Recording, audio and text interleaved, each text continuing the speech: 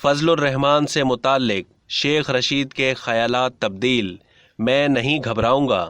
سابق وفاقی وزیر داخلہ شیخ رشید نے جمعیت علماء اسلام کے سربراہ مولانا فضل الرحمان سے متعلق اپنے خیالات تبدیل کر لیے۔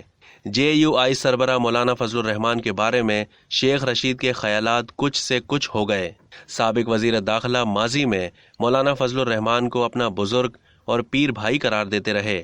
شیخ رشید نے ایبٹ آباد کے جلسے میں مولانا فضل الرحمان کو ڈیزل کا نام دے دیا اور انہوں نے ساتھ ہی پاکستان پیپلز پارٹی کے چیئرمین بلاول بھٹو زرداری پر ذاتی نوعیت کے حملے کیے۔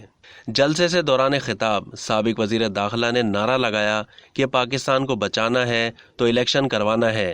انہوں نے مزید کہا کہ نواز شریف اور شہباز شریف کی قسمت میں جیل لکھی ہے، یہ 2 ووٹوں کی اکثریت کی حکومت ہے۔ شیخ رشید نے یہ بھی کہا کہ میرے خلاف 11 جگہوں پر مقدمات درج کروائے گئے ہیں، لیکن میں نہیں گھبراؤں گا، یہ پاکستان کی زندگی اور موت کی تحریک ہے۔ اب تک کے لیے اتنا ہی۔ مزید معلومات کے لیے ڈیلی جنگ کے یوٹیوب چینل کو سبسکرائب کرنا نہ بھولیے اور فیس بک کے پیج کو بھی لائک کرنا نہ بھولیے۔